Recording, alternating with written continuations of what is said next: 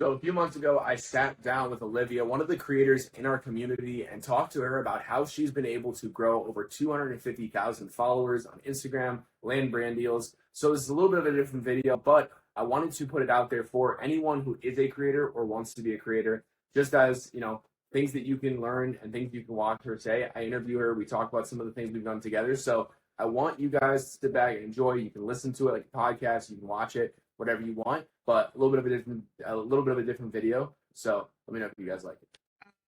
My name's Olivia. I've been on social media for a few years now. Mainly my content is trying to do relatable, funny Arab content, but I've also gone into some lifestyle stuff, and now I'm doing NIL deals as well. Promos, the whole nine yards, kind of everything on social media. That's awesome. Yeah, no, and I've seen you grow a lot through all that, so it's sick. So we've been doing it with every creator where we just go all the way back when they were growing up and ask them like, were you always making content or did you have to get comfortable on camera? What was that like for you? Um, Growing up in general, I've always been kind of a very outgoing personality. So being in front of the camera was not anything necessarily super shocking to everybody. Hmm.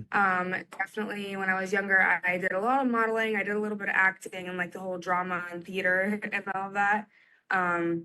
So being in front of the camera again, like was not a shock to literally anybody. Um, when I started social media originally, I started very, very small, and then at one time I just kind of blew up. So managing that had to be the most difficult part and difficult time, is trying to control what I was putting out there, learning more about what I was going to do and what type of content and the ins and outs of what essentially I was planning to do, like with that path. Yeah, for sure. Yeah, because I feel like so you said a video. What content did you start making? Because I know you said you're doing a lot of like Arab content now. Like, what content was that always like that, or did you have a different niche that you started in, or was it just broad? When I started originally, it was actually funny. I made a video when I was here in Egypt the one summer. It had to be like 4 summers ago. I made some like video of me lip syncing to an Arabic song, and I'm not your typical Arab looking individual. Hmm. So it kind of blew up, and people were like super shocked. They're like, I don't look like your typical Arab girl. I look more, I guess, white or American or whatever you want to Hmm. call it. And it just kind of blew up because people like didn't expect that out of me the slightest bit. And then I just kind of grew from there because people really like the fact that just because I don't live in Egypt or I don't live in an Arab country, I still hold on to my culture and I speak Arabic fluently, and I'm very invested in everything going on here, even though I live in the States most of the time. Yeah. Yeah, for sure. And I think like so you said is like you were posting and then you found something that worked and you just kind of like continued out of that. And I feel like that's kind of when I saw you blow up. Like all the growth since then has been really quick. What is your goal like? Because I know you work with a lot of different brands. You'll sometimes work with some of the stuff we send you. Like, what's been that process? What's that process been like from the beginning of like not having any brand deals? Like, are you now getting most of them? They're reaching out to you. Do you do any outreach, or is it kind of like you've built your personal brand strong enough?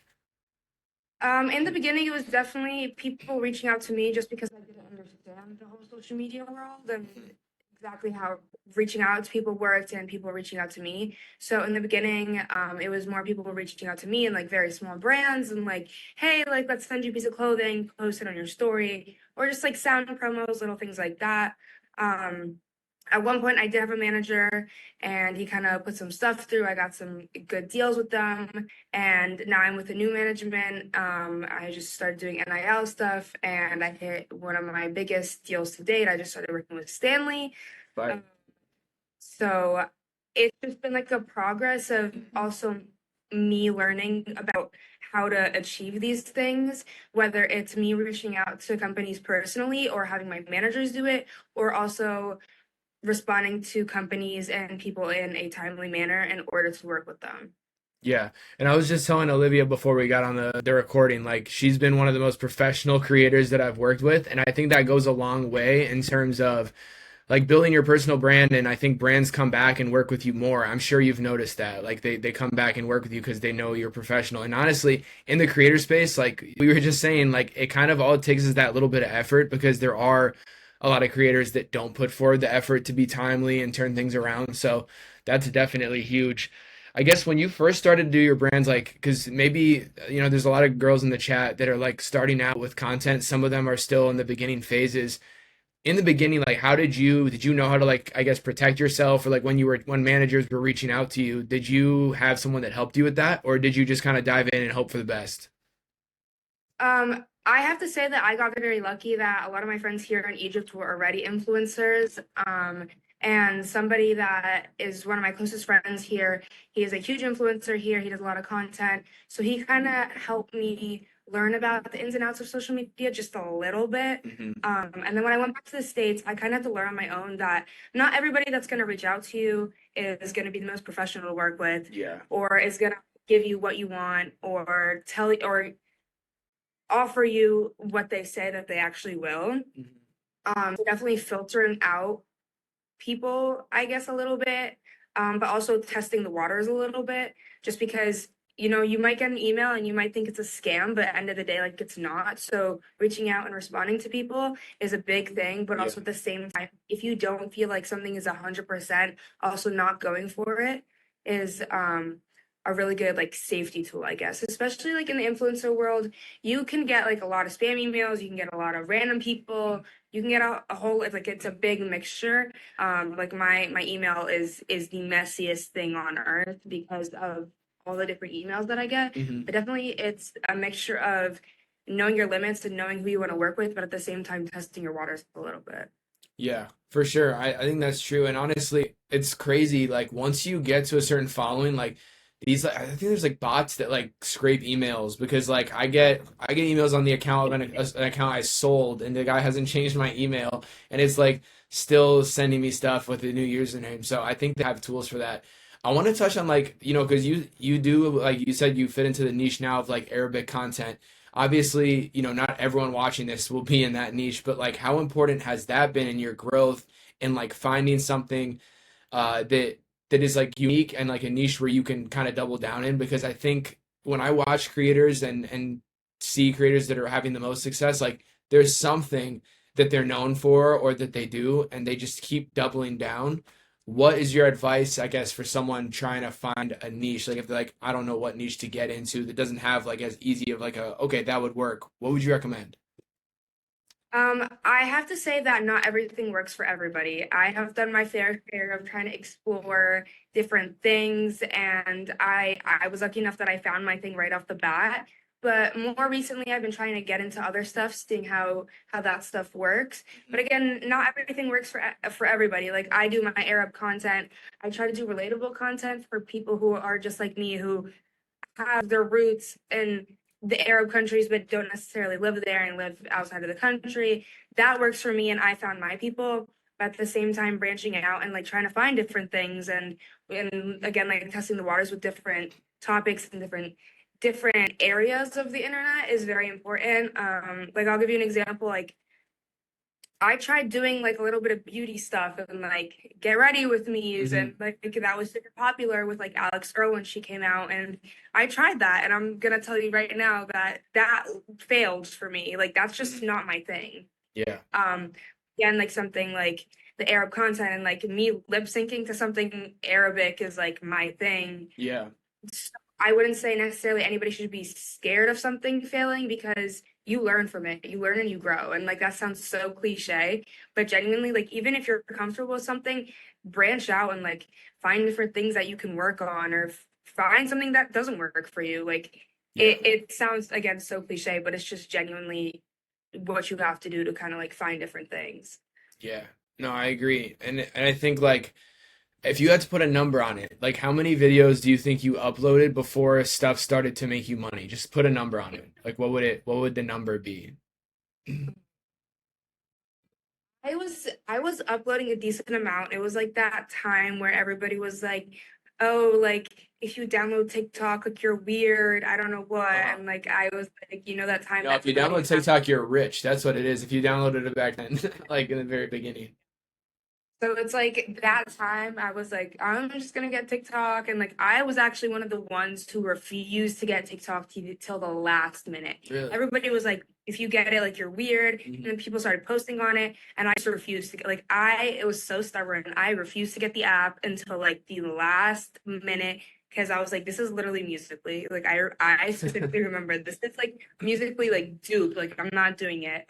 And then I downloaded it, and then I was like posting for fun. Everybody had their bios were like, this is a joke. I don't know what. That was me.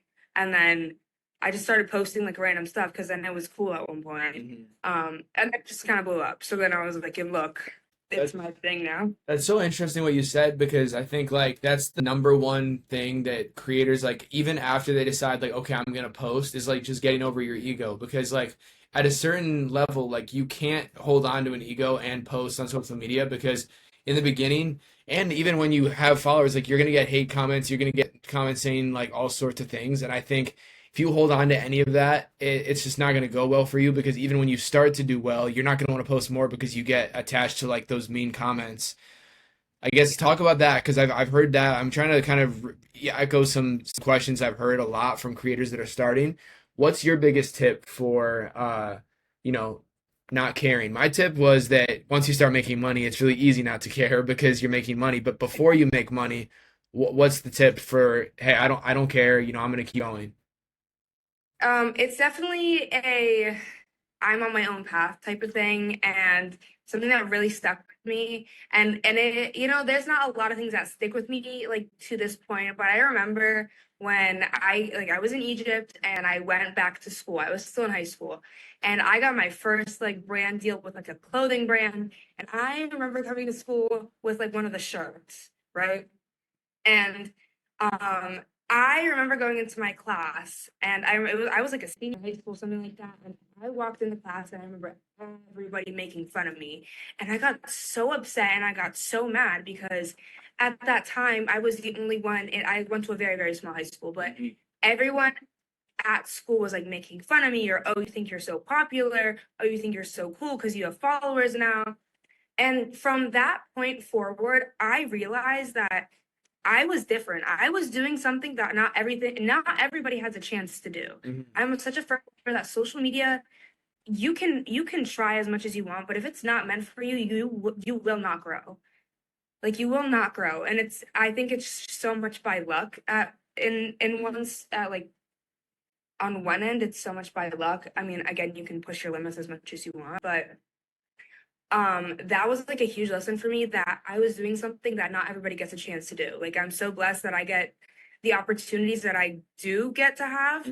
I work with big companies now. I work with some awesome people. I get to meet so many people because of what I do. And again, not everybody has that opportunity. So like you said, once you start making money, it's more of like a business perspective almost. It's like a when I tell my friends like I'm doing something for social media, I call it work now Yeah. because my work at one point. Like Yeah. everybody has their thing. This is my thing. So then at one point, like you just stop caring. Like at this point now, when people like try to make fun of me or like come at me for my social media, it's kind of like, okay, look, I'm doing my thing. You do your thing.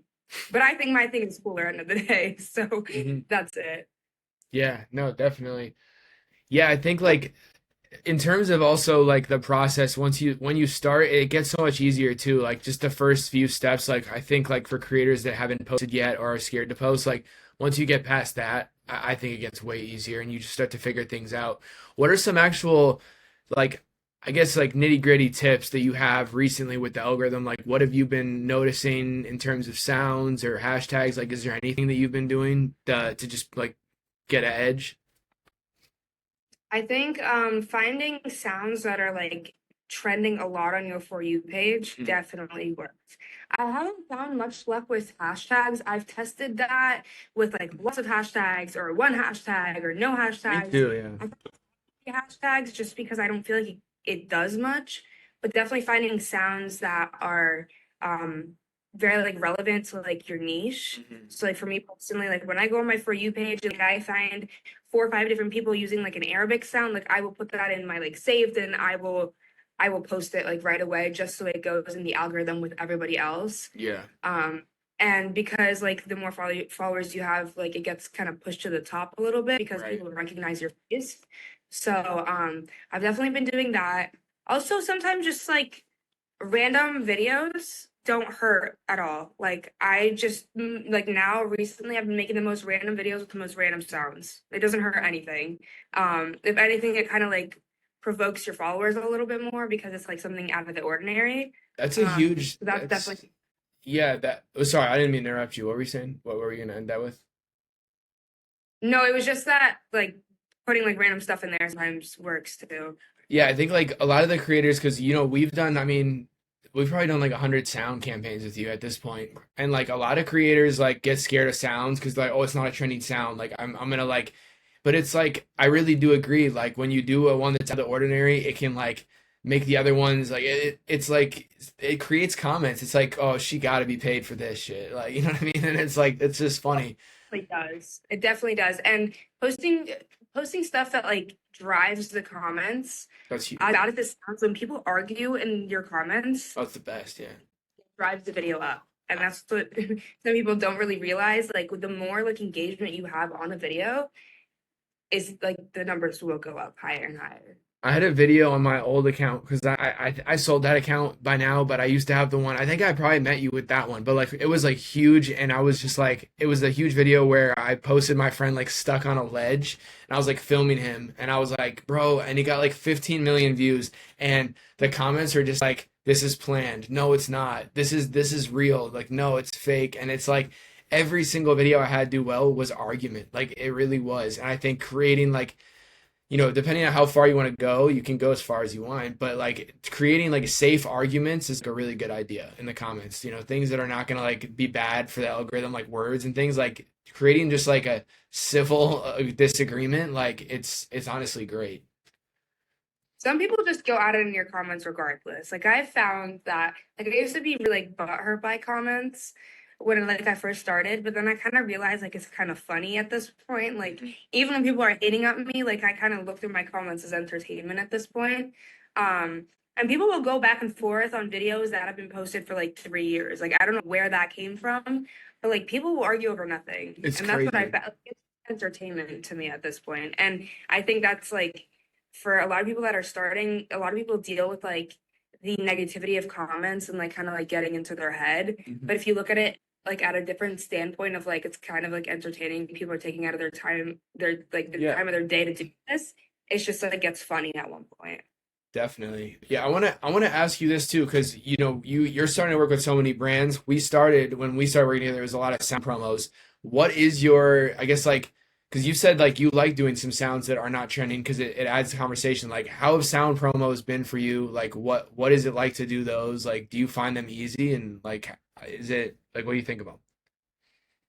I think sound promos for the most part are pretty easy to work with. Like I'm not gonna lie, like sometimes you would like send me a sound promo and be like, okay, look. And then I use the same video like 5 times over, Uh-huh. like with different sound promos. So it gets easier. It's not, it's really not hard.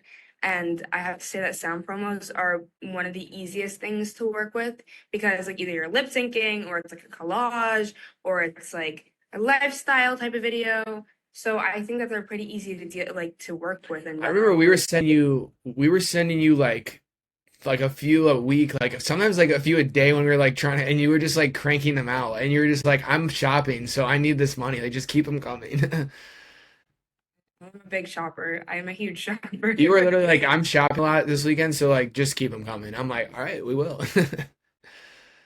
Well, yeah, I mean that's awesome. I love hearing like the story of like how I guess how the process has happened. Because yeah, even when I met you, like you were posting probably for a while before then. What's your advice for creators that new just out, especially like girls that want to make content? Because I think like it's cool. We've had a lot of dude guests on here. It'd be cool to get your perspective. Like for girls that want to start creating content, start working with brands, what are the main focuses for them? Is it consistency? Is it quality? Is it just showing up? Like what's your biggest tips? Definitely stay consistent, but at the same time, quality is a big part of it. Like you cannot be throwing out random videos that are not up to like par. Like if you start with like a certain level and a certain standard of videos on your platform, try to stick to that.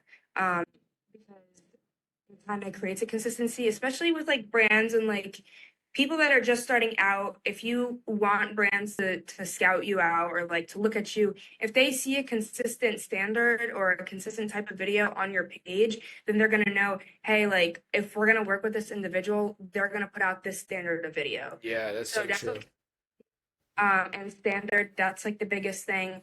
I personally struggle with consistency a little bit because I get into like mental ruts sometimes, and like I'm sure everybody does when it comes to content and just like creating new stuff.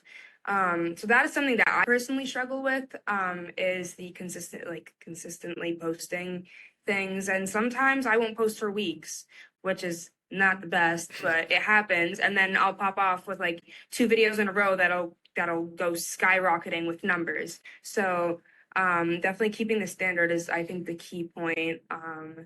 And just having something that when brands look at you, they know that you're gonna produce a quality of video that's like what you have on your socials. Yeah, and that's like I love that you said like, just keep the standard, not necessarily like you have like it's like whatever you post, just roll with it, keep it going, because yeah, it's so much more marketable when they know what they're gonna get. But that being said, like if you don't have the resources to do super high quality videos all the time, like just film what you have, but keep doing it like those.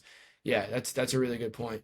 Well, yeah, we ask every creator after the call too, like just one tip in business that's helped you in your life that you would have for creators, or just business in general, and then one tip for content. So like your biggest thing. I know you maybe just said it on last like question, but if you want to go over those two, if something like has stuck with you over the years. I think business is whatever you put into it is what you'll get out of it. Like, if you put more time and more effort into sending emails and responding emails to brands, you will get positive things out of it, even if it doesn't happen right away. Social media is not necessarily something that could happen tomorrow or tonight, but it could be a week from now, or it could be months on the line. So definitely what you put into it will is what you're going to get out of it, and that has stuck with me since day one. I have done that, and I always keep that in my head that if I don't think I'm like, say on a business perspective, I don't think I had a very successful week, or I don't think I had a very successful month, I reflect kind of back on that time period and say, okay, what did I not do, or what did I not put into it, that I'm not getting the result that I want. That's So awesome. that's definitely something on the business perspective. Also not expecting money right away, or like especially for new people, expecting a very high payment for things. Yeah. It is very, very competitive. Everybody wants to do it. Everybody's fighting for the same spot, and that's like the top of the top. So that's something that I also keep having like to remind myself, is that not every company is going to pay me as much as I want to be paid, or not everybody has that budget. So that's a big one when it comes to the business side. On the social media side, again, it's just staying consistent with a certain standard, and really focusing on who you are and your content as a person. And as I said before, everything is a competition in social media, but at the same time, you need to kind of focus on yourself and what you're posting. Because end of the day, people who watch you, people who follow you, are following you for you, Hmm. not for who you're competing. So that's something, social media wise, that I have to remember all the time, is there are millions of people out there that are doing similar things to me. But at the end of the day, like, I have to remember that my followers are following me for me, Yeah.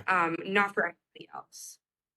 100%. I just want to tell you that really does reflect in your work ethic, what you said, and I really respect that about you because you do give what you expect back, and it's awesome. So thank you for coming on. I'm sure a lot of the creators in the chat will want to connect with you, so we'll put your little thread below, and they can connect with you on all your socials. But it was awesome talking to you.